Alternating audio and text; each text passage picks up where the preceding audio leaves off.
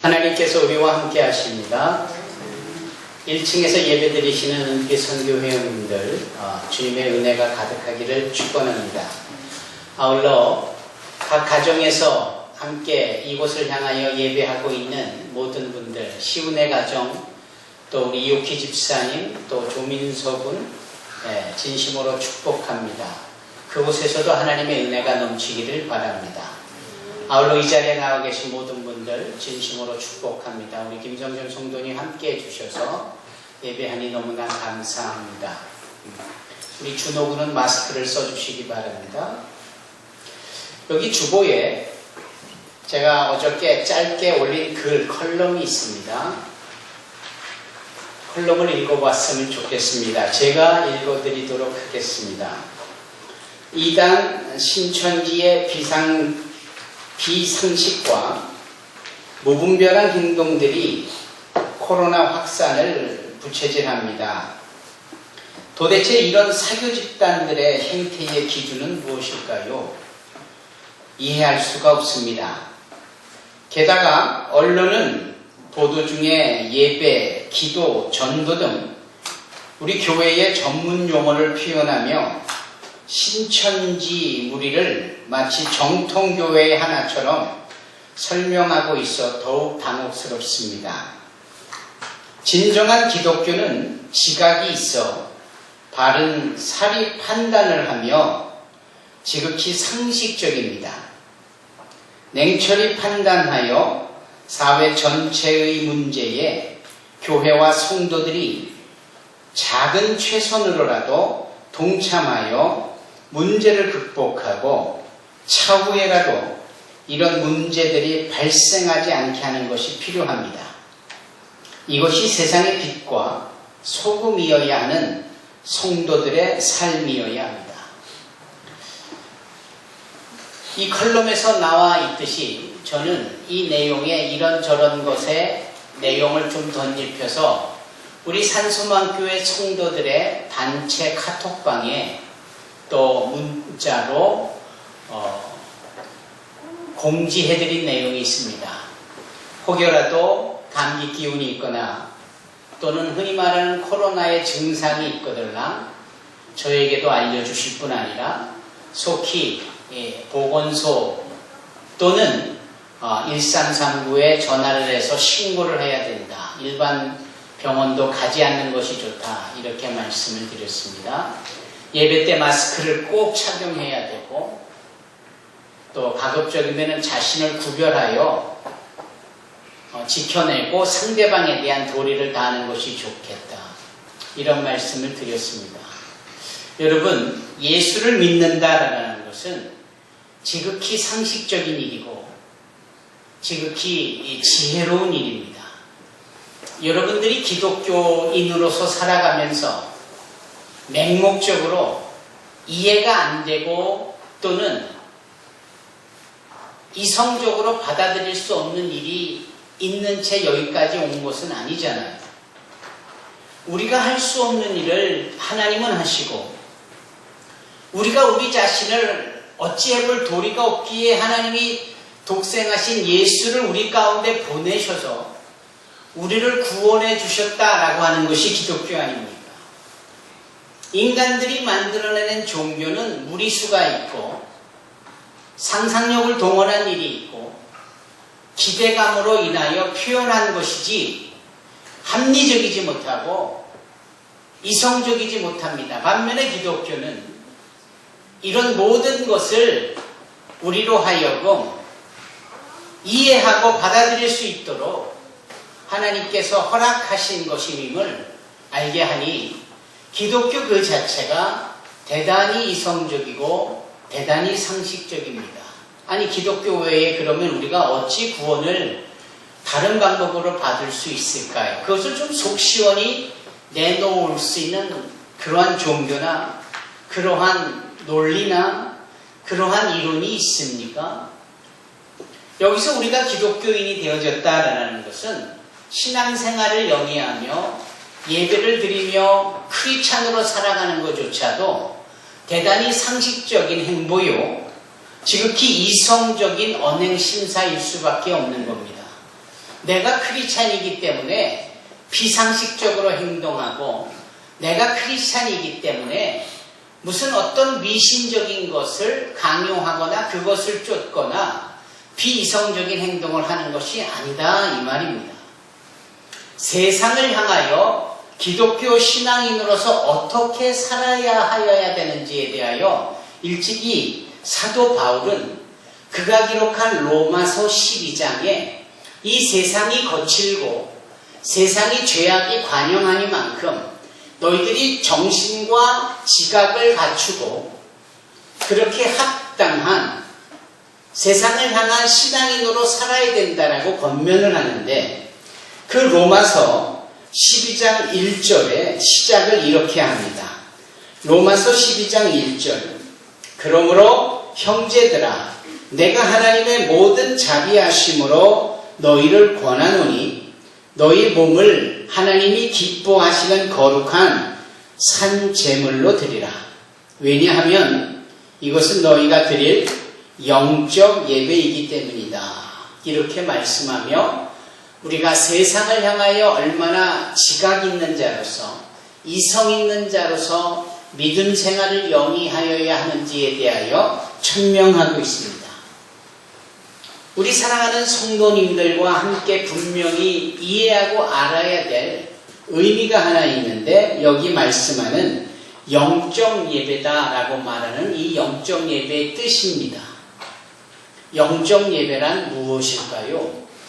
얼핏 들으면 믿는 사람들끼리 모여서 크게 소리 지르고 부르짖어 찬양하고 함께 모여 밤이 맞도록 그렇게 가슴 뜨겁게 기도하는 모습처럼 비춰지지요.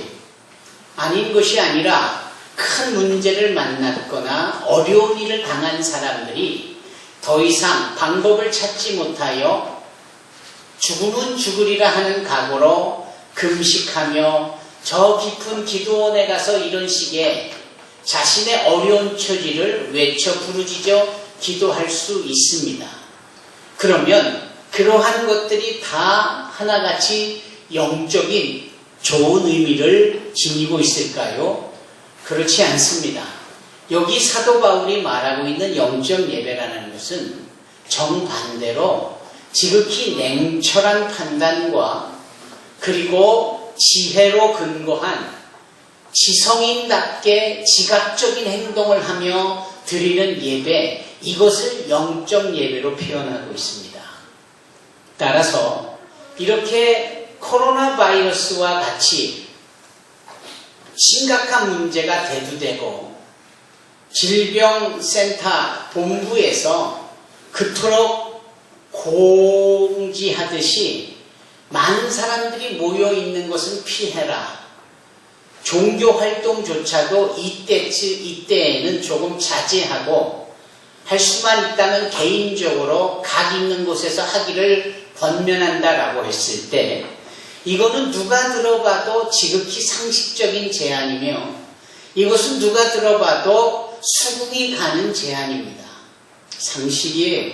이성적이에요. 그러면 거룩한 주일을 맞이하여 하나님의 전에 나와 예배할 때 혹여라도 우리의 예배 공간과 예배 상황이 자그마한 공간에 여러 사람들이 북새통을 이루며 그렇게 밀집되어 있는 상황에서 서로 침이 튀겨가며 서로에게 코로나 바이러스의 그런 병균을 옮길 만한 환경에 자신을 노출한다는 것은 예배를 떠나 그것은 너무나 비상적이고 비이성적인 행동입니다. 우리 주님이 그런 걸 원하실까요? 그렇게 해야 주님이 기뻐하실 예배일까요?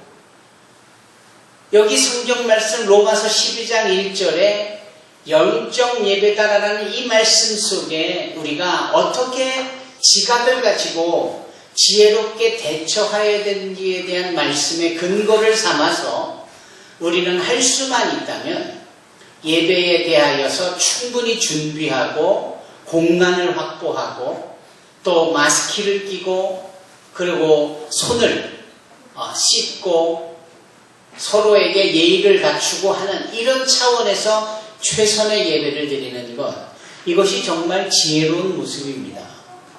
그래서 오늘 우리가 이렇게 1층으로 여기 3층으로 그리고 각 가정에서 예배를 드리도록 권면을 한 것입니다. 이것은 지극히 성경적이고 주님조차도 기뻐하시리라는 사실을 저는 확신합니다.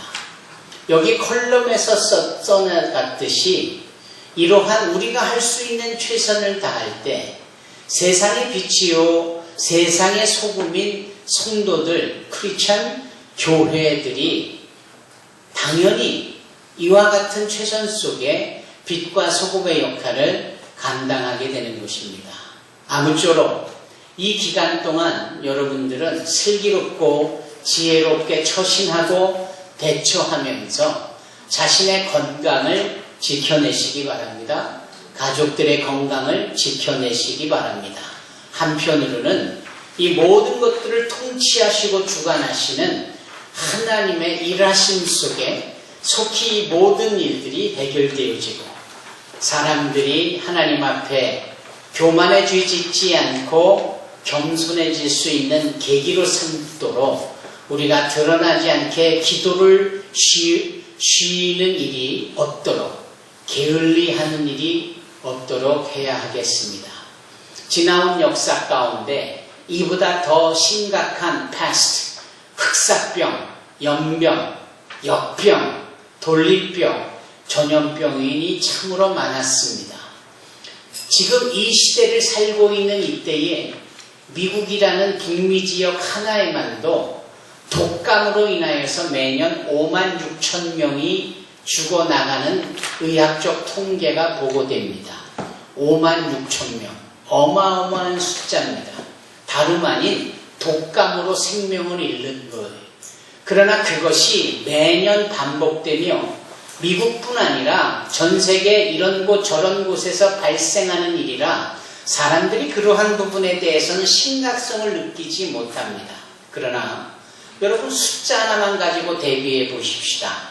독감으로 5만 6천 명이 미국에서 1년 동안 죽어나갈 때 이 짧은 한두 달, 두세 달 기간 속에 이렇게 확진 환자로 판단되어지고 그리고 이것으로 인하여 생명을 잃는 사람이 여러 명 보고가 되지만 독감에 의하여 5만 6천 명이 죽는 이 통계에 비하면 사실 너무 우리가 두려움을 갖거나 무서워할 필요는 없는 겁니다.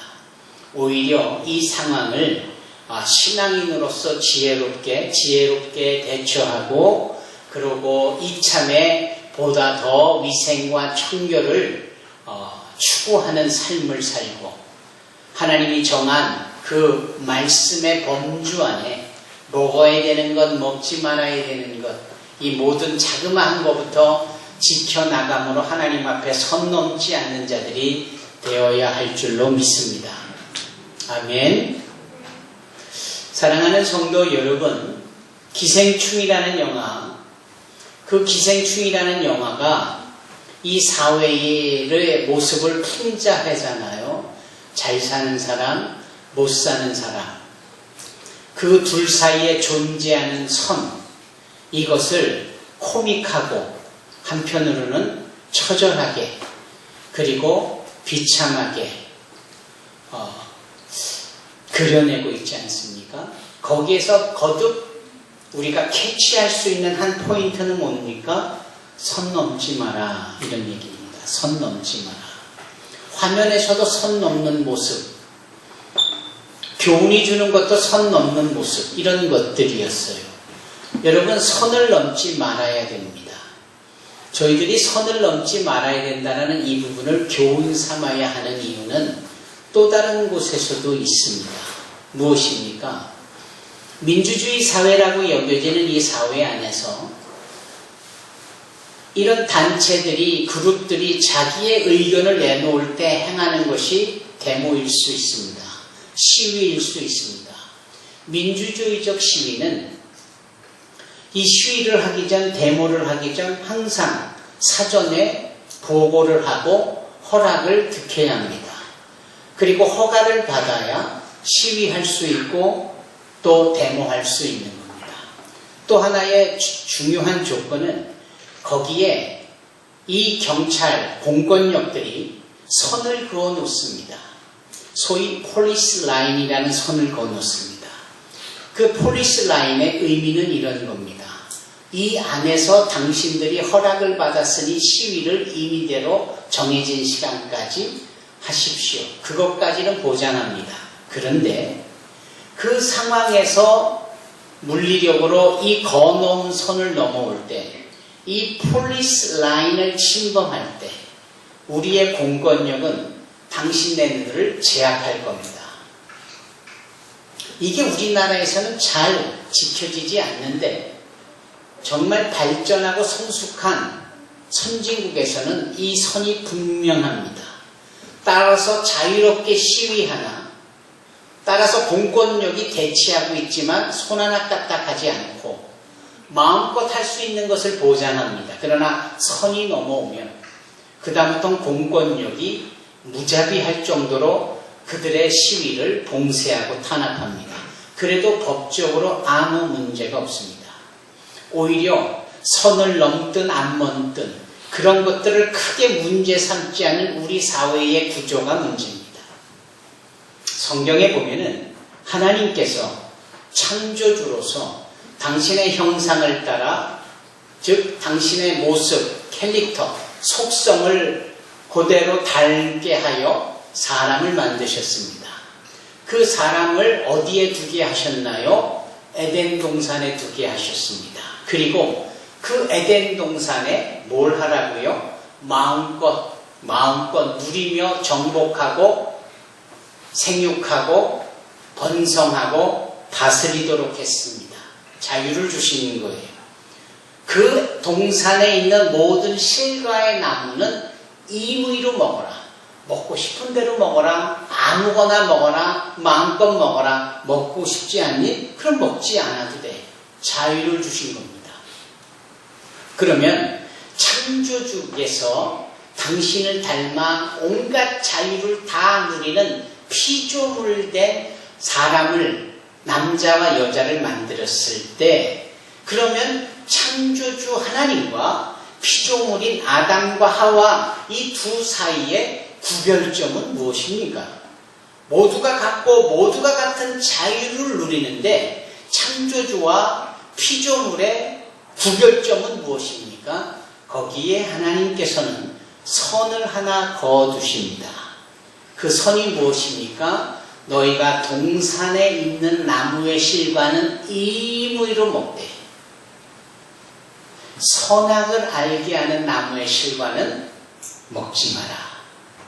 너희가 이 선악을 알게 하는 나무의 실과를 먹는 날에는 surely die, 정령 죽으리라. 선을 하나 딱 그어놓습니다. 이 말씀의 의미는 이 선을 넘지 않는 범위 내에서는 소위 피조물된 아담과 하와가 생육하고 번성하고 정복하고 다스리는 짐에 온갖 모든 자유를 만끽하며 하나님처럼 살 수 있는 겁니다.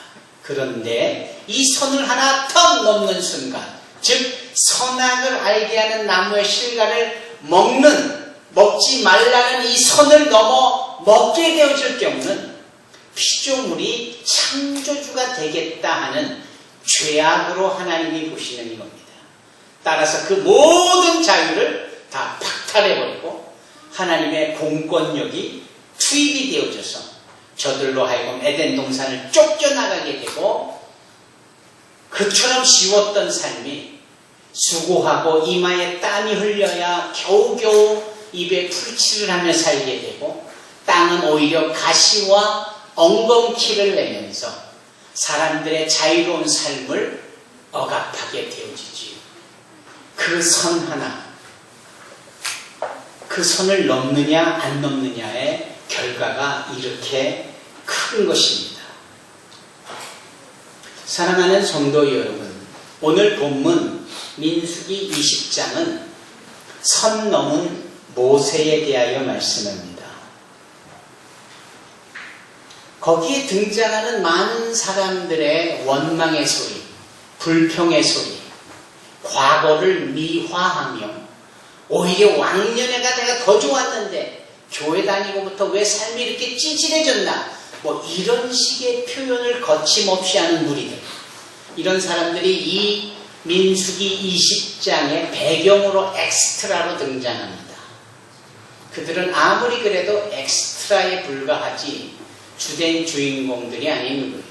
하나님 편에서의 진정한 주인공은 그렇게 걸핏하면 볼멘소리 내고 불평하고 과거를 미화하는 이런 잡다한 사람들이 아니라 그 가운데 묵묵히 하나님의 일을 감당하고 하나님의 길을 걷고 하나님의 주신 일을 사명으로 여겨 순종하는 모세, 아론, 이런 사람들이 주인공이었다 이 말입니다.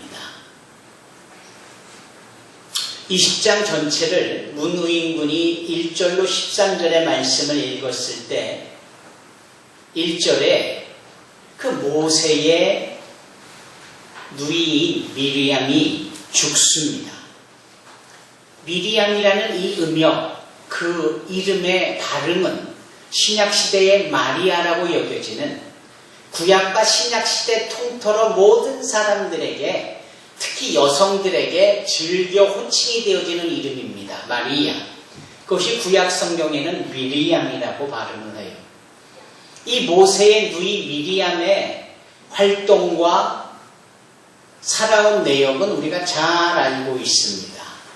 태어난 모세가 갈대 상자에 넣어져 나일강에 띄어질 때 그것을 끝까지 쫓아가 어떻게 되는지 먼 발치에서 보던 미리암, 그리고 그 모세의 갈대 상자를 끄집어내고 당혹해하는 이집트 공주에게 유모를 소개시켜 주겠다라고 하며 모세를 낳은 모세의 어머니 요게벳을 소개한 이 조그만 소녀 아이 미리암, 그가 계속하여 모세를 돕는 지근에 있으며 소위 남동생을 위하여 애쓰고 수고하는 누이로서 홍해바다가 갈라지고 났을 때 그는 누구보다도 앞장서서 탬버린을 치며, 성경은 소고를 치다라고 표현을 하지요.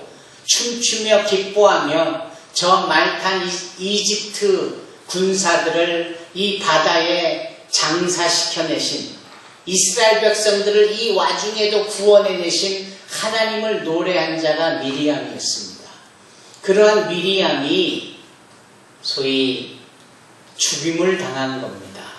누구에게 죽임을 당했다라는 것이 아니라 세월이 흐르고 이제 때가 돼서 타계했다 이 말입니다. 여기에 우리의 인생의 한계가 있는 거죠. 여러분, 어떠한 파란만장한 삶을 살았거나 성공적인 삶을 살아도 때가 되면 죽을 수밖에 없는 존재인 우리.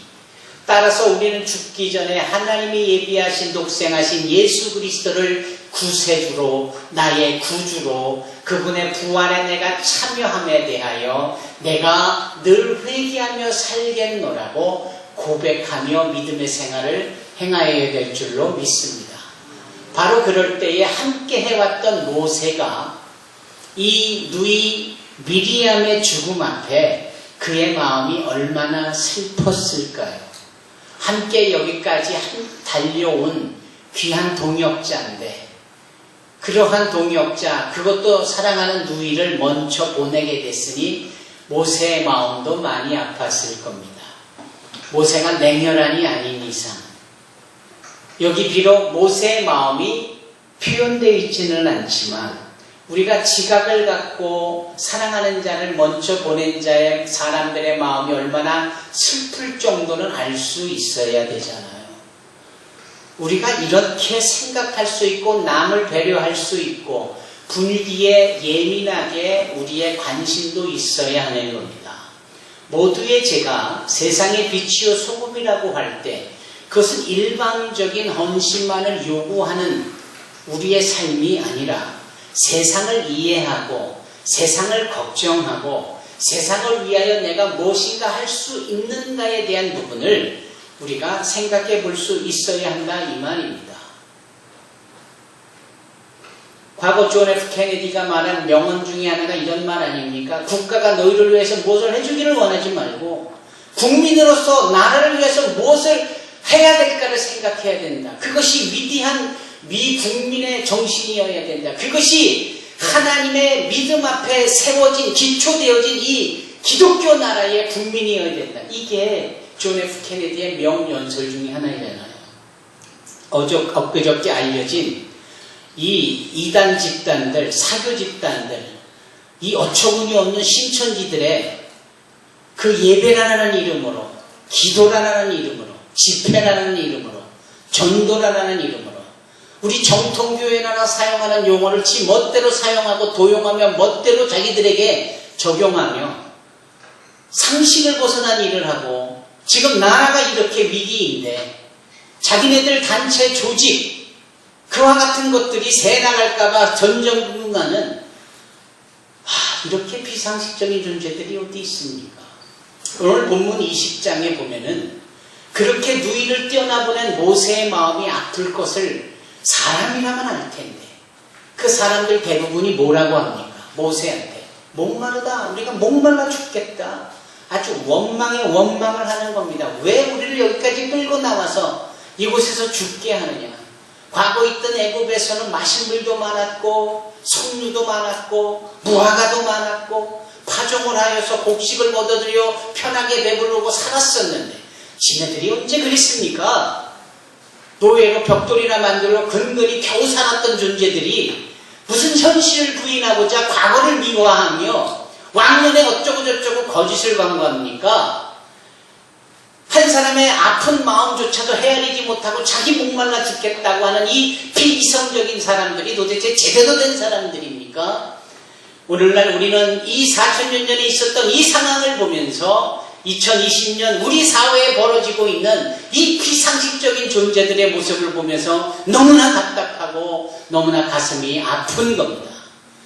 따라서 우리는 절대로 크리스찬으로서 성도로서 교인으로서 하나님의 자녀로서 이렇게 사람들에게 비상식적이고 비인격적이고 이기적인 모습으로 비춰질 수 없도록 아니 그러지 아니하도록 우리 자신을 잘 살펴야 합니다. 내가 원하는 것이 있어도 누군가 힘들고 아프고 어려울 때는 거기에 마음을 함께 쏟는 이런 마음들이 우리 가운데 분명히 있어야 합니다. 이 자그마한 사건 하나 속에서도 우리는 오늘 이 현실을 봅니다. 모세의 마음이 어땠을까요? 지켜보던 아론의 마음이 어땠을까요? 그 두 사람이 하나님 앞에 나아가 하나님 어찌 하면 좋습니까?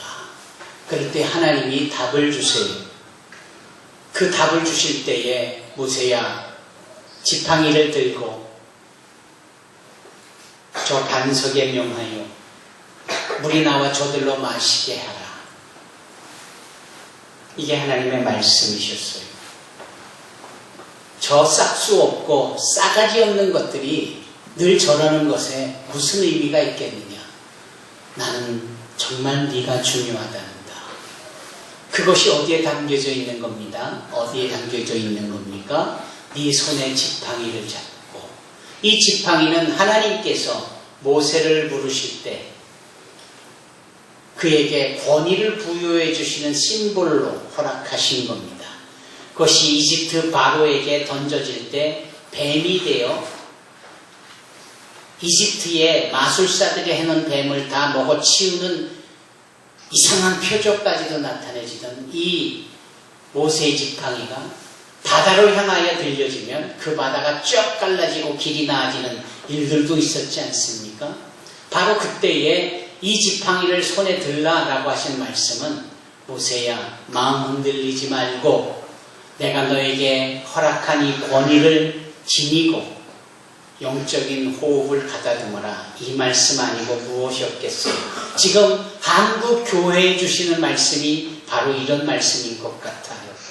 저렇게 비상식적으로 저렇게 비인격적으로 나대는 수많은 사람들 앞에 한국 교회가 하나님이 핏값으로 세우신 이 교회의 거룩한 권위를 지니고 행할 도리를 다 할 수 있는 자들이 되어야 합니다. 여기에 근데 모세는 선을 넘고 맙니다. 그가 넘은 선은 무엇입니까? 이 바위에게 명하여 물을 내라 했건만 그 복받치는 아쉬움과 섭섭함, 자기들밖에 모르는 사람들 앞에 모세가 화를 내고 맙니다. 그리고 말하라라고 하시는 하나님 앞에 오히려 지팡이를 그 반석을 2번 침으로 인하여서 물을 내게 합니다. 물이야 나왔지만 그래서 목말라다 하라고 했던 모든 사람들은 먹고 짐승까지도 다 마셨지만 그 일을 두고 하나님은 지적하시고 계시는 거예요. 모세야, 어찌하여 네가 나의 거룩함을 드러내지 못하느냐. 모세야, 어찌하면 내가 택한 리더십인 네가 권위를 잃고 저들과 똑같은 수준으로 소리내며 화를 낼 수 있더냐. 너는 반면교사가 되어져서 저 천국에 들어갈 수 없단다. 저 약속의 땅에 들어갈 수 없단다. 저 가나안 땅에 들어갈 수 없단다. 이렇게 말씀하시지요. 이런 점에서 저희들이 참 가슴 아프게도 모세가 그 약속의 땅에 들어가지 못하고 느보산에서 오히려 하늘나라 천국 하나님의 인도함으로 받아 누리게 되어지는 것을 보게 됩니다. 그리고 우리는 중요한 영적인 교훈을 얻지요. 끓어오르는 마음을 정리하고 지각 있고 지혜 있게 이성적으로 제대로 판단하여 마음을 지키는 이것이 소위 하나님이 거놓으신 선을 넘지 않는 일이며, 이것을 하나님은 뭐라고 말씀하시는가? 거룩이라고 말씀하시는 거구나. 오늘 본문 말씀에 주님께서, 하나님께서 이렇게 말씀합니다. 이스라엘 자손이 여호와와 다투었으므로 이를 무리라 하니라. 맨 끝에 뭐라 합니까? 여호와께서 그들 중에서 그 거룩함을 나타내셨더라. 모세에 대하여서 한 가지 더 말씀하시지요. 그 말씀이 12절입니다. 여호와께서 모세와 아론에게 이르시되 너희가 나를 믿지 아니하고 이스라엘 자손의 목전에서 내 거룩함을 나타내지 아니한 거로 거룩함을 나타내지 아니했다라고 말씀합니다. 따라서 이 말씀의 의미는 무엇입니까? 이성적인 것을 깨뜨리고 마음의 분냄을 드러낸 모세, 하나님이 그어놓으신 선을 넘어가 버린 모세, 그 모세의 행위를 하나님은 거룩하지 아니했다라고 말씀합니다. 그러시면서 하나님이 직접 당신의 거룩함을 여기 나타내셨다라고 13절에 말씀합니다. 저와 여러분들은 이 부분에 있어서 어렵고 힘들 때 더욱더 마음을 지켜야 하고 대단히 이성적이고 지각 있는 태도가 되어야 그것이 성도로서의 거룩한 삶이다라는 사실을 알아야 합니다. 우리가 말씀을 들었습니다. 내가 거룩하니 너희도 거룩하라. 그것이 우리에게 요구되어지는 하나님 아버지 앞에서의 신앙의 사명인데, 이것을 지켜내기까지 정말 중요한 것은 나의 이렇게 저렇게 불쑥불쑥 감정으로 치닫고 그렇게 감성적으로 취하는 태도가 아니라 지극히 생각하고 지극히 지혜롭게 지극히 지각 있는 걸음을 걷는 것이, 이것이 믿는 사람들로서의 거룩한 삶이겠구나. 여러분, 마음을 지켜낼 수 있기를 바랍니다. 무릇 지킬 만한 것보다 더욱 네 마음을 지켜라. 생명의 근원이 이에서 남이니라. 살아가면서 불쑥불쑥 감정이 솟구치고 걷잡을 수 없는 마음의 요동함이 일어나 그것이 말로 행동으로 표현할 때 이 모세의 안타까운 사건을 기억해낼 수 있는 저와 여러분이 되기를 바랍니다.